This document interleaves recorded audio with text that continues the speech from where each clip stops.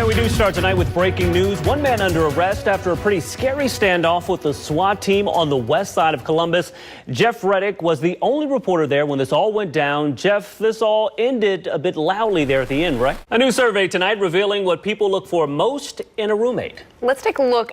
U.S. officials say he was one of 2 soldiers killed in a firefight on Friday. Coletti has received numerous awards, including 4 Army Achievement Medals. All new this afternoon, starting this weekend, you can relive some of the greatest moments in the state of Ohio's sports history. The History Center is opening a special new exhibit. Cameron Fontana has an inside look. William Barr. Now, this concludes Mueller's nearly 2-year investigation of possible collusion by President Trump's campaign in 2016. The Attorney General could update Congress as early as this weekend. The world is remembering the victims of this week's attack in New Zealand. 50 people were killed. 36 others are still in the hospital tonight. The suspect in court for the first time charged with murder. Lana Zach has the very latest. Now, the crook did thousands of dollars in damage, but as Maria Durant found out, the owners aren't angry. They have already forgiven that thief. And some pretty exciting news tonight. If you shop at Easton, another new attraction is coming to the area. It's called All new at noon, have a plan. That's the message from first responders as we head into St. Patty's Day weekend. Luann Stroya is live right now in Dublin for us this afternoon with more on those safe ride options for folks out there celebrating this year. 2 people are facing charges in connection with this case.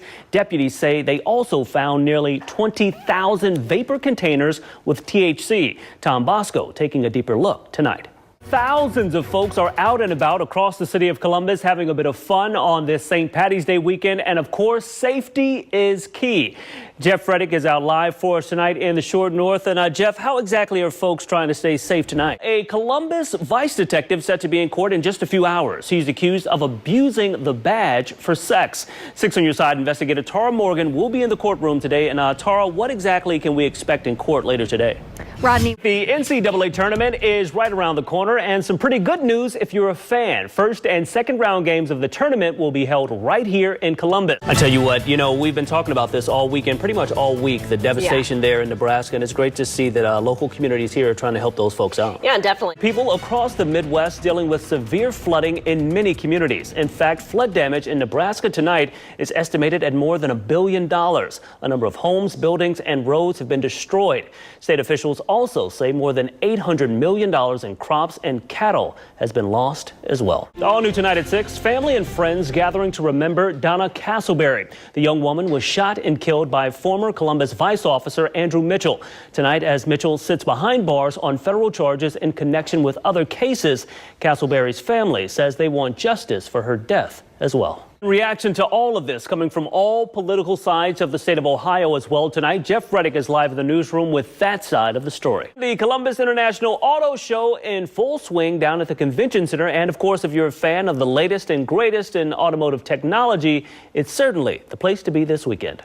Around town. This is very important. Chief Meteorologist Marshall McPeak continuing our live team coverage. And Marshall, are things looking up for the weekend? First responders putting their skills to the test. A pretty unique fundraiser aimed at helping kids one bench press at a time.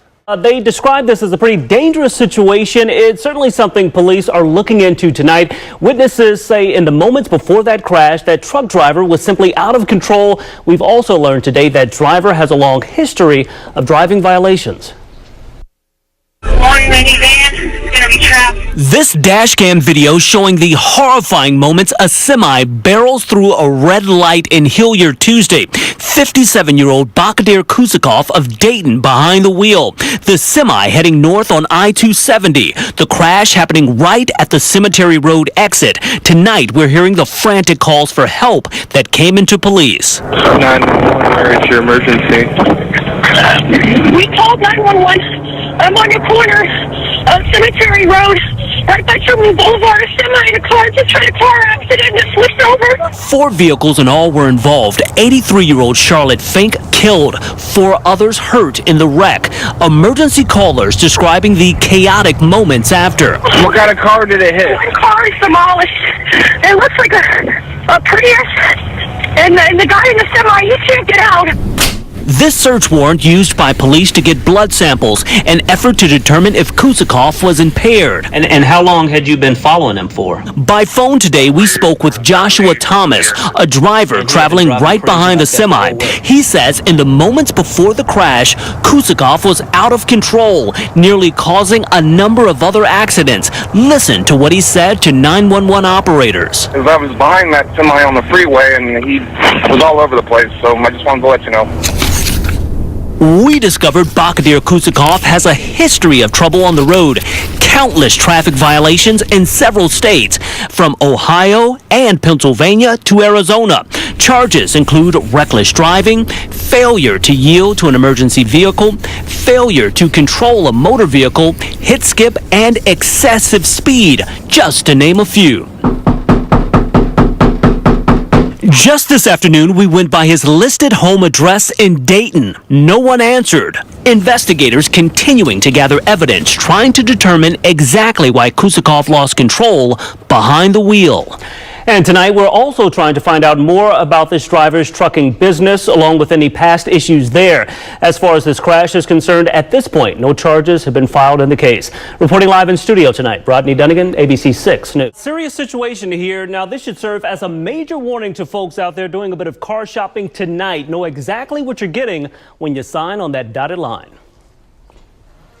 I don't have these kind of issues ever. Yeah. You can go look at my Facebook reviews. You can go look at my Google reviews. All my customers are happy customers. Like, I sell good cars. The owner of Good To Go Auto Sales not happy to see us. Instead of just letting me handle the situation, he goes on Facebook and bashes me. He calls ABC to my lot.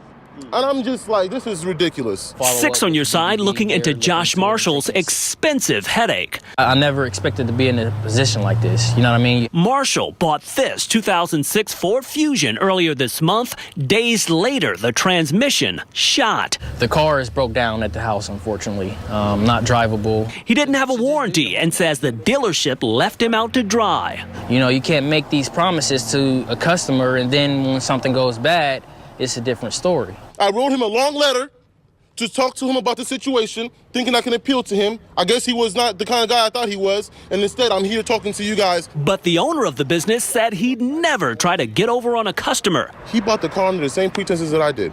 He drove the car, it was good. I drove the car, it was good. 17 days later, his transmission starts slipping. I can't account for that. Telling us he was willing to help. This man is doing everything he can to slander my business after I've tried countless times to help him.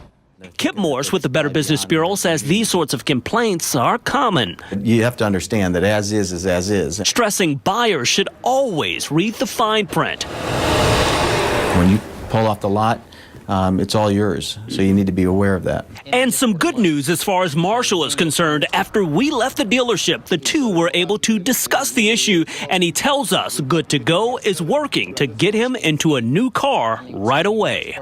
And the owner of Good To Go also telling us that he has been working hard to establish a good business, and he says the company will always work with customers to work out problems. And of course, we're certainly glad that we could step in today and help in that effort. Reporting live in studio tonight, Rodney Dunigan, ABC 6.